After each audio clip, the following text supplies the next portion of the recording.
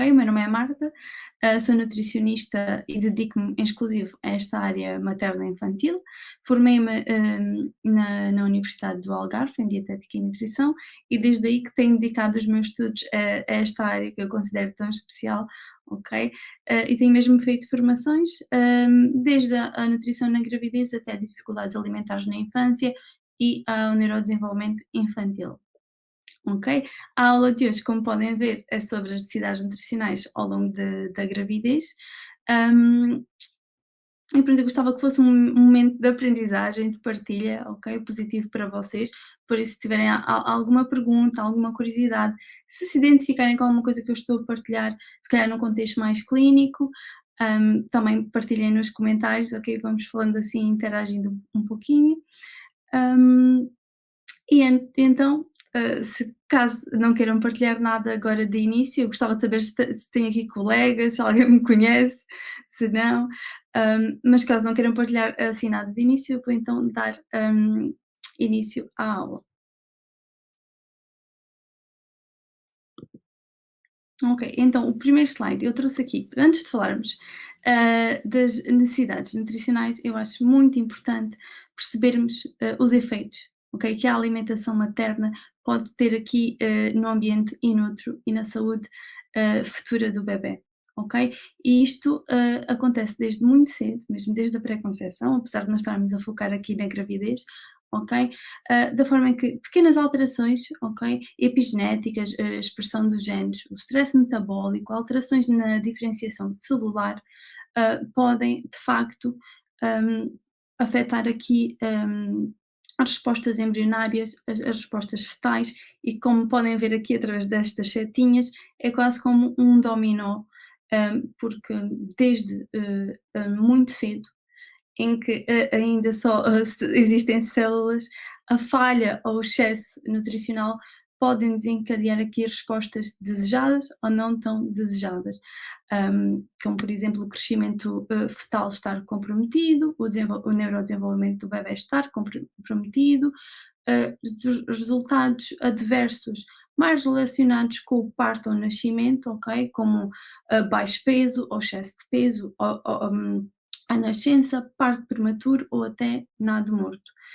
Mas também outras questões um bocadinho mais complexas, mais relacionadas aqui ao metabolismo, como, por exemplo, o risco cardiovascular, o risco metabólico, a obesidade e o baixo crescimento do bebé, ok? Eu quis só trazer esta introdução porque acho que é sempre importante nós percebermos porque é que estas necessidades nutricionais que vamos explorar durante esta aula estão lá, porque podem mesmo de facto ser a chave para uma gravidez e um bebé saudáveis. E este segundo esquema mostra aqui mais ao detalhe que períodos sensíveis são estes, não é? Da pré-conceição até ao aleitamento, até à amamentação, Hum, estes, diferentes trimestres e fases da gravidez. Olá Rita, seja bem-vinda. Está também à vontade para partilhar, comigo, caso tenhas dúvidas, caso, queiras partilhar aqui um bocadinho também das tuas expectativas, vão dizendo nos comentários que eu vou tentando responder, ok? Como estava a mencionar, existem aqui períodos críticos, desde a pré-conceição até à amamentação, e isto são chamados períodos críticos porque, de facto, necessitam da presença de determinados nutrientes naquele momento para que os processos que devem acontecer possam acontecer da forma que nós assim esperamos. E como podem ver no esquema, temos ali os trimestres descritos e também alguns nutrientes referidos, ok? Como por exemplo o ferro, o B12, o folato no primeiro trimestre, depois quando vemos no segundo e no terceiro já vemos se calhar ali mais hidratos de carbono, mais cálcio, e é isso que vamos acabar por explorar também na aula de hoje, porque a presença, como eu já disse, a presença destes nutrientes nestas fases pode afetar o desenvolvimento de determinados órgãos, por exemplo, um, e isso pode ser determinante para a saúde do bebê. Antes de entrarmos mais especificamente aqui nos micronutrientes, é sempre importante relembrar aqui as necessidades energéticas que aumentam gradualmente ao longo da gravidez, não é? Como podemos ver neste esquema. Um, e o motivo destas necessidades aumentarem gradualmente é de facto um, todas as transformações, quer fisiológicas, quer hormonais, quer a nível de tecidos que estão a acontecer durante a gravidez, não é? Um, Estamos a criar um ser humano dentro de nós, quando estamos grávidos, não é? Então é natural que as necessidades energéticas aumentem. Podemos reparar que no primeiro trimestre é um aumento ligeiro, não é muito significante, e eu considero que o primeiro trimestre é uma ótima oportunidade para, em consulta, caso estejamos em consulta com uma grávida neste momento, avaliar como é a alimentação dela, avaliar as análises sanguíneas, avaliar a suplementação que faz e tentar melhorar a base da alimentação, ok? Porque depois, eventualmente no segundo trimestre ou até no terceiro trimestre, quando estas necessidades começam a aumentar, acaba por ser mais fácil se a base do que nós consideramos uma alimentação adequada nesta fase e se os nutrientes que nós já tentámos introduzir ali estrategicamente estiverem presentes. Podemos reparar que o terceiro trimestre é de facto aquele em que há um maior aumento das necessidades energéticas e o que acaba por ser um bocadinho curioso é que pelo menos eu tenho notado, não sei se vocês também, quem está a assistir, que também tenha grávidas em consulta, é que é no terceiro trimestre que muitas vezes há uma maior resistência a aceitar grandes volumes alimentares, não é? Porque muitas vezes aqui a tolerância gástrica da mulher grávida diminui um bocadinho e aí, caso aconteça, e isto também se deve ao facto de estar, o espaço estar ali a ser ocupado por outras, pelo bebé, não é? E também os órgãos mudam um bocadinho de sítio, acaba por ser às vezes difícil comer grandes volumes numa só refeição e acaba por ser também uma fase em que precisamos de adequar aqui algumas estratégias também de acordo com aquilo que a grávida em consulta nos relata. Pode ser interessante, por exemplo, fazer mais refeições, mas em volumes mais pequenos, ou então aumentar um bocadinho aqui a ingestão calórica de cada refeição, sem ou tentar não afetar muito volume, não é? Hum, por outro lado, mais ou menos a partir do segundo trimestre e por norma até é progressivo, é o aumento de fome. Estas necessidades energéticas vão aumentando e a mulher grávida vai também sentindo mais fome, o que pode acabar por tornar mais fácil que estas necessidades sejam atingidas. Eu não sei se algum de vocês aqui que trabalha com grávidas, hum, que identifique isso, mas eu identifico muito esta fome que aparece no segundo trimestre e a dificuldade em comer o mesmo que se comia antes, no terceiro trimestre. Depois, em relação, às necessidades em macronutrientes, e eu vou também tentar explicar isto numa perspectiva bastante simples. Começamos então pela proteína, ok? As necessidades proteicas são mesmo muito importantes e também aumentam gradualmente, como podemos ver, ligeiramente. Acaba por ser relativamente fácil de atingir as necessidades proteicas, mesmo que aumentadas durante a gravidez. E a verdade é que é muito importante que isto aconteça, ok? Porque a proteína é mesmo muito importante para a síntese de tecidos maternos e tecidos fetais, ok?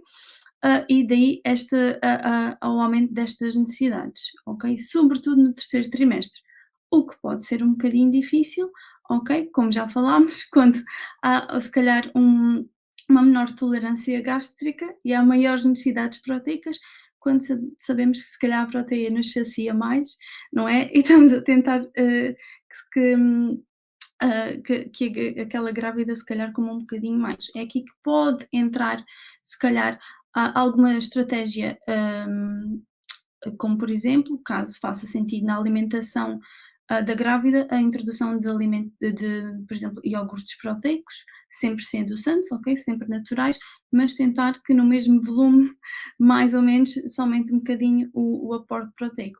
Eu acho que é especialmente difícil, atingir estas necessidades proteicas no terceiro trimestre, para mulheres que estavam habituadas a comer muito pouco volume, especialmente se forem, veganas ou vegetarianas, ok? Porque de facto tentar aumentar, isso, apenas, pronto, se calhar com uma base mais de leguminosas pode ser, um desafio para quem não está habituado a comer grandes volumes. Mas não é impossível, ok, nós conseguimos trabalhar com aquela grávida em consulta e ir ao encontro, destas necessidades aumentadas, não é de todo impossível.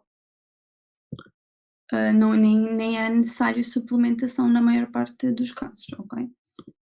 Depois aqui as necessidades de hidratos de carbono estão igualmente aumentadas de trimestre para trimestre. Sabemos que é a principal fonte de energia também na gravidez e é muito bom, um nutriente que acaba por ser muito importante, ok?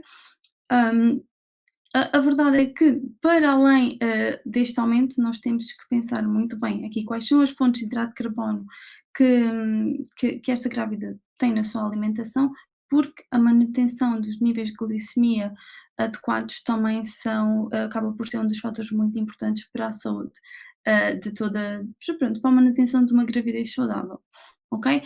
Não é de todo difícil atingir estas necessidades, pelo menos, pela minha experiência não acaba por ser muito, muito, muito simples, eu tento apenas focar-me mais na qualidade. Depois, em relação aos lípidos e, de facto, também é um nutriente que aumenta, na medida que da proteína e dos hidratos de carbono, como eu mostrei anteriormente, mas a verdade é que eu acho que quando falamos dos lípidos na gravidez, essencial é de facto nós focarmos na qualidade, ok? Não tanto, obviamente, as necessidades também aumentam ao longo dos trimestres, mas nós temos de ter o foco na qualidade destes lípidos, especialmente ácidos gordos essenciais, ok? Isto é mesmo muito, muito importante para a manutenção de uma gravidez saudável e também para o desenvolvimento cerebral do bebê. Um, e isto, para garantir que esta grávida está a ingerir aqui os ômegas, especialmente os ômega 3, que necessita, é necessário que façamos uma avaliação da ingestão alimentar correta, ah, focando um bocadinho, se calhar, nos peixes gordos, mas é importante que nós tenhamos atenção que mesmo se esta grávida nos se esta grávida nos disser que come, por exemplo, peixe gordo 2 vezes por semana, ainda assim não é suficiente para, atingir as necessidades aqui, de ômega 3 e faz sempre sentido reforçar, o consumo de nozes, por exemplo, frutos gordos, linhaça e chia, ou seja, fontes, vegetais de ômegas, e considerar suplementação se de facto a frequência não for a ideal, ok? Ah, merece também aqui uma menção especial, o DHA, ok? Que de facto tem um papel essencial e encontramos também em muitos suplementos multivitamínicos. Não é uma suplementação que se faça por rotina, no entanto, eu acho que deve ser considerada após avaliar a alimentação desta grávida. E não sei se alguém quer comentar alguma coisa aqui acerca dos macronutrientes, mas eu vou então passar para os micronutrientes, que é onde nos vamos alargar um bocadinho mais, ok? Porque é onde vou ao detalhe. hum, Se ninguém quiser comentar nada, eu também vou passando então para a próxima. Em relação aqui aos micronutrientes, há uma ressalva que eu quero dar, porque pelo que eu, vejo, às vezes há um bocadinho o erro de acharmos que basta recomendarmos uma alimentação variada, que vamos conseguir, transmitir a mensagem que queremos e todos os nutrientes vão estar, presentes na alimentação daquela grávida, porque tudo é importante. E de facto isto é verdade, todos os nutrientes têm o seu papel, todos os nutrientes são importantes. No entanto, há momentos-chave em que eles devem estar presentes, não é? E muitas vezes fazermos uma recomendação muito generalista, ok, dizer à pessoa para comer uma variedade, por exemplo, de legumes, nem sempre é traz o resultado que nós procuramos, ok? Por isso é que, mesmo aqui na questão dos micronutrientes, onde eu gosto de me focar mais aqui na gravidez, acho que é muito importante nós tentarmos fazer recomendações específicas e eu vou tentar dar alguns exemplos também quando for aqui mencionando os micronutrientes que eu considero mesmo muito importantes nesta fase. E se caso tenha alguma dúvida nesse aspecto também, partilhem nos comentários. Então, vamos começar aqui pelo folato, não é? Pelo ácido fólico. Sabemos que é um nutriente, uma vitamina muito importante ainda em fase de pré-conceição, ok? Um, Esta vitamina tem um papel muito importante na prevenção das deficiências do tubo neural, ok? Porque a formação do tubo neural ocorre mais ou menos entre os 18 e os 26 dias e precisa da presença de folato de ácido fólico para que esta formação aconteça corretamente. Como podem ver na imagem, quando o ácido fólico não está presente ou não está presente de todo, ou está presente em quantidades insuficientes, pode então haver uma má formação. E é por isto que a recomendação de iniciar a pré-conceição com pelo menos 2 meses antes de começar as tentativas, não é? Se iniciar a suplementação de ácido fólico, acontece. Hum, Ora, nós basta olhar para aqui, para os dias que estão no slide, entre os 18 e os 26 dias de gravidez, muitas mulheres ainda nem sabem que estão grávidas. Se não fizeram, e não prepararam esta gravidez, muito provavelmente não estão a fazer suplementação de ácido fólico, não é? E por isso é que é muito positivo, ter consulta o mais cedo possível na gravidez para conseguirmos atuar e então fazer a recomendação, ou então também poderá, é claro, ser feita pelo médico e por rotina é o que acaba por acontecer. Mas é sempre muito importante nós reforçarmos hum, a importância desta suplementação e também a importância dos alimentos fonte de folato na alimentação. Pensemos sempre, apesar deste se calhar não ser o melhor exemplo, mas pensemos sempre alimento primeiro e depois o suplemento. Para além daqui das deficiências do tubo neural, o ácido fólico também tem um papel muito importante na prevenção da anemia, ok? Outros efeitos adversos, como nascimento com baixo peso ou parto prematuro, e na metilação do ADN. E eu vou voltar a falar nesta questão da metilação, porque o ácido fólico não é o único micronutriente que entra aqui neste processo. Em relação a fontes alimentares, normalmente em consulta o que eu acabo por recomendar e tento mais ou menos encontrar uma frequência realista com a cliente, é especialmente leguminosas e vegetais de folha verde escura. Tentar ver quais são as que ela gosta também dentro dessas categorias, tentar variar ao máximo e tentar incluir com a frequência desejada.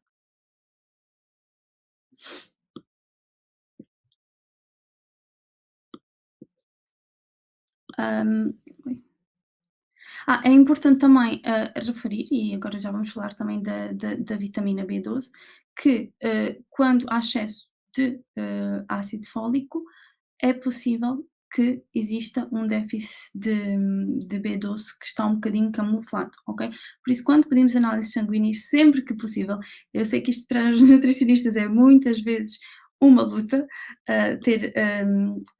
avaliar os marcadores também que nós consideramos importantes e os nutrientes que nós sabemos que fazem toda a diferença nesta fase, mas sempre que possível deverão ser analisados em conjunto, ok?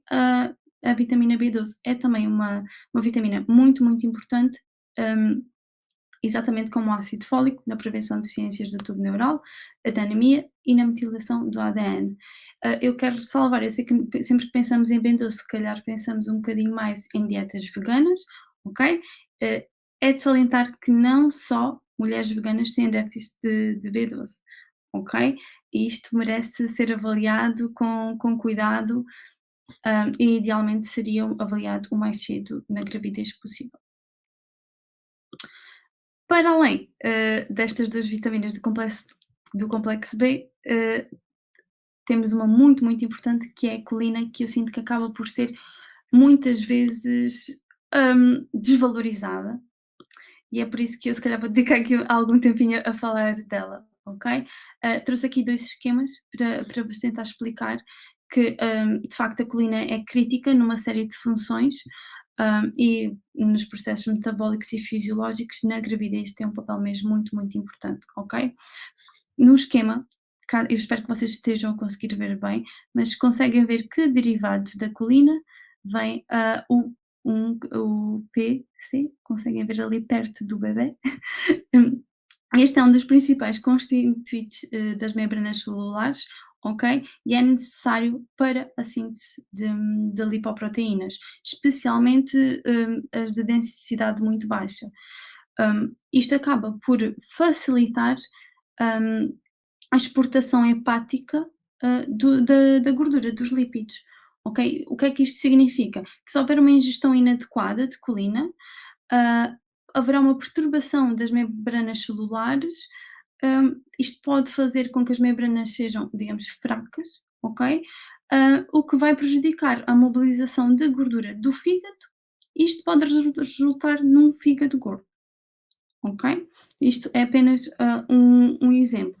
Se olharmos para o esquema ao lado, conseguimos, eu espero que esteja a conseguir ver bem, conseguimos ver que a ingestão de colina materna tem efeito em 3 diferentes parâmetros, através dos fosfolipídios das membranas, do metabolismo dos lípidos, e da neurotransmissão e da metilação. Novamente, a colina também faz aqui, tem um papel muito importante na metilação do ADN, ok? Mas conseguimos ver que afeta a função placentária, afeta o neurodesenvolvimento e afeta aqui a programação epigenética. Um, isto diz-nos mesmo muito. A presença de colina na gravidez é mesmo, mesmo fundamental para uma gravidez, para uma mãe e para um bebé saudáveis, ok? E se pensarmos nestes 3 nutrientes que eu acabei de falar, no folato, a B12 e a colina, ok? Eles, estas 3 vitaminas, participam na metilação do ADN, ok? Isto significa que podem ter efeitos na saúde da prole, se não estiverem em quantidades nas quantidades ideais na alimentação da mãe. Ah, ok, eu espero que consigam ver este esquema bem. Hum, às 3 vitaminas que eu mencionei antes, o folato, a B12 e a colina, adicionamos também a B6, ok? E eles aqui, estas 4 vitaminas trabalham juntas para regular os níveis de homocisteína circulante, ok? Hum, E a verdade é que a homocisteína deve estar num certo equilíbrio, porque quando está em valores muito elevados, ok, pode acabar por aumentar a probabilidade de certas doenças cardiovasculares e efeitos adversos. hum, no parto e no pós-parto, como por exemplo, aqui riscos de distúrbios vasculares placentários, ok? Parto prematuro, baixo peso ao nascer, bebés pequenos para a idade ou até mesmo perda gestacional, ok? Por isso, todos estes micronutrientes, estas 4 vitaminas, são necessários para manter os níveis de homocisteína baixos, ok? E isto vai também afetar a metilação do ADN. Ok? Isto vai influenciar a expressão de genes da prole. Espero que isto não seja complexo, não sei se alguém tem alguma dúvida acerca disto, mas também pode fazer sentido caso vejamos que os níveis de homocisteína estão muito elevados, pode fazer sentido então olhar para a análise destas vitaminas.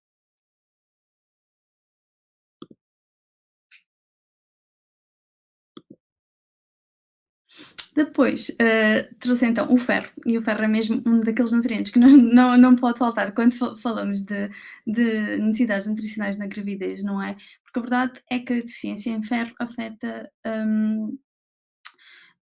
um grande número de mulheres grávidas. É a deficiência nutricional mais comum no mundo, não é? E afeta entre 40% a 52% de grávidas. Por ser tão comum na gravidez, o que acaba por acontecer é que também acaba por ser desvalorizada por muitos profissionais, ok? Mas nós precisamos de garantir que o ferro está em quantidades adequadas na alimentação desta grávida, ok? Também não só pela prevenção de anemia por deficiência de ferro, que é muito, muito importante para o bebé e também para o bem-estar materno, nós temos que pensar que a saúde da mãe é também muito importante. Acho que muitas vezes focamos muito aqui no desenvolvimento do bebé e no potenciar ao máximo a sua saúde, faz todo o sentido, mas temos também pensar na saúde materna, e a verdade é que a mãe no parto eventualmente irá perder também muito sangue, se os níveis de ferro também já não estiverem ideais, o pós-parto tem o potencial de ser ainda mais difícil, ok? Para além disso,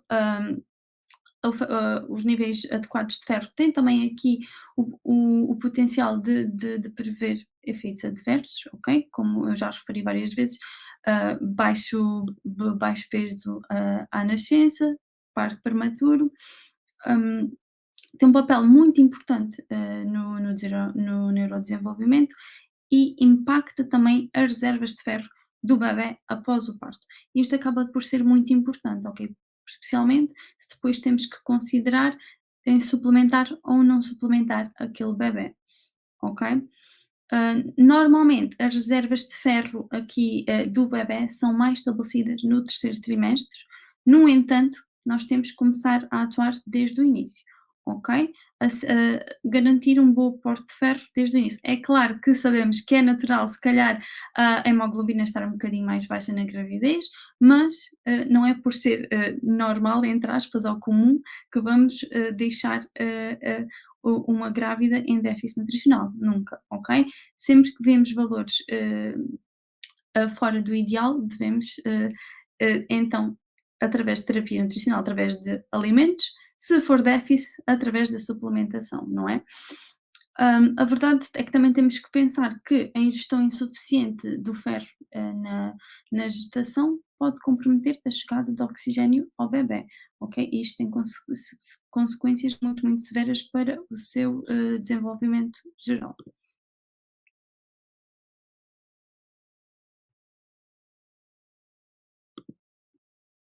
Outra vitamina que é mesmo muito importante e me preocupa um bocadinho aqui na gravidez é a vitamina D, ok? E preocupa-me porquê? Porque eu sinto que não é uma vitamina que, é, que não é assim tão comum de ser avaliada, ok? Logo ao início da gravidez, infelizmente.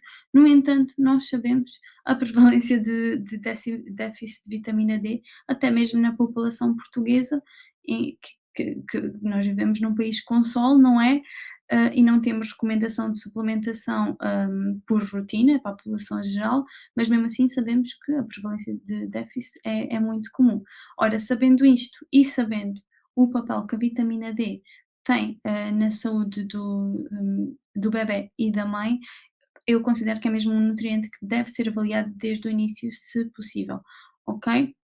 A vitamina D tem aqui o papel de manter a homeostase do cálcio da mãe, hum, tem aqui influência também no sistema imune, no sistema nervoso e depois o seu papel na prevenção da desmineralização óssea, a prevenção dos resultados adversos, como novamente baixo peso ao nascimento, parto prematuro. Ok? E ainda em algumas patologias, como a diabetes estacional e a pré-eclâmpsia, que são mais comum são características da gravidez. Ora, se nós sabemos que, o feto, o bebé, acaba por acumular o cálcio para a formação do seu esqueleto, ok, através das reservas da mãe. Mas isto só é possível através da mobilização desse cálcio com a presença de vitamina D, ok? Por isso, a vitamina D também precisa de estar lá, em quantidades adequadas, para para garantir que a formação do esqueleto do bebé ocorre da forma adequada. É claro que sabemos que isto não se resolve através da alimentação, caso haja um problema, não é? Podemos sempre reforçar fontes alimentares, eu gosto especialmente de me focar talvez em alimentos fortificados, ok? Acho que é o que acaba por fazer mais sentido, mas também podemos promover o consumo de alguns alimentos específicos. Agora, se há déficit, só mesmo com suplementação, não é? E pelo menos de uma forma geral, a suplementação preconizada são as 400 diárias, não é? No entanto, isto deve ser sempre adaptado àquela grávida, porque muitas vezes essa quantidade não é suficiente, ok? Um, e isto idealmente deve ser feito com acompanhamento médico, mas caso não seja possível, nós temos também aqui o papel de corrigir este déficit. Hum, É também curioso ver que para todos estes nutrientes que eu falei, que têm um papel tão importante em vários fatores aqui, vários estados da gravidez, hum, há aqui um certo mecanismo de homeostase. O que é que isto quer dizer? É que às vezes, quando ela, quando estando ou não tanto presente, os níveis, por exemplo, falando aqui da vitamina D, os níveis plasmáticos da vitamina D aumentam, ok? Entre 2 a 3 vezes, ok? Independentemente da ingestão por suplemento ou por alimento, ok? Ou seja, nas primeiras semanas de gravidez vemos aqui esta alteração independentemente, de estarmos a suplementar ou não. Isto também nos diz que o corpo tem aqui um mecanismo para se proteger, e para estar nesta homeostase. Ainda assim, precisamos de atuar. Não podemos contar com este mecanismo, ok? Temos que sempre garantir que estamos a fazer o nosso melhor pela a grávida que temos em consulta. Hum, Paralelamente ao metabolismo da vitamina D, temos que sempre falar do cálcio, não é? E ao contrário, ao metabolismo do cálcio, temos que falar da vitamina D. E a verdade é que sabendo que o cálcio tem aqui um papel super importante na mineralização óssea e no desenvolvimento, na coagulação sanguínea também, tem papel até nas contrações uterinas, ok? Que acaba por ser muito importante aqui no final da gravidez. hum, o seu papel de prevenção, ok, especialmente quando falamos em pré-eclâmpsia, a resistência à insulina e diabetes gestacional, não pode ser ignorado. No entanto, e acho que a- acaba por ser não tanto um problema, mas algo que nós temos que ter atenção, ok? Que é, se nós repararmos, e tenho aqui colegas de certeza que se vão identificar com isto, cada vez vemos mais em consulta, hum, grávidos ou não, clientes que substituem o leite ou os lacticínios pelas alternativas vegetais, não é? Muitas vezes esta substituição não é feita da forma correta. E eu não estou toda a dizer que isto não pode ser feito quando a pessoa tem o conhecimento e sabe como fazer esta substituição, não é? O que eu vejo muitas vezes em consulta é que não há procura de, por exemplo, bebidas vegetais fortificadas em cálcio. Muitas vezes até calham a ser fortificadas um bocadinho por acidente, o que é bom porque temos muitas opções fortificadas no mercado, mas eu acho que é sempre aqui uma ressalva que temos de fazer, porque eu acho que está a ser cada vez mais frequente aqui, digamos, a diminuição do consumo de lácteos. É claro que eles não são a nossa única fonte de cálcio, temos sempre as fontes vegetais, sejam as leguminosas ou algumas sementes, que podemos também promover na alimentação, daquela grávida, mas caso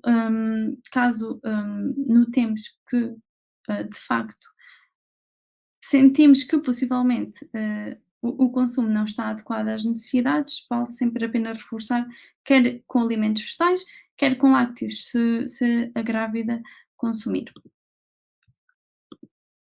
E trouxe também aqui este esquema, eu espero que vocês consigam ver bem, não tenho bem a certeza se conseguem ver os esquemas, hum, no tamanho adequado, ou não. Mas este esquema basicamente mostra-nos o que é que acontece quando tudo corre bem aqui com o metabolismo do cálcio e com o metabolismo, da vitamina D, ok? Ou seja, está a chegar vitamina D em quantidade suficiente, à mãe, seja por exposição solar, suplemento, alimentos fortificados, está também a chegar cálcio, mas temos aqui a absorção intestinal aumentada, que vai fazer com que, através do transporte placentário, com a ajuda da vitamina D, este cálcio chegue ao feto e assim temos hum, uma maturação do esqueleto do bebê adequada, temos menor risco de hipocalcemia e menor risco aqui de há algum problema de desenvolvimento a nível, cerebral e de outras estruturas. Por isso, idealmente, é exatamente isto que vai acontecer, isto que está no esquema.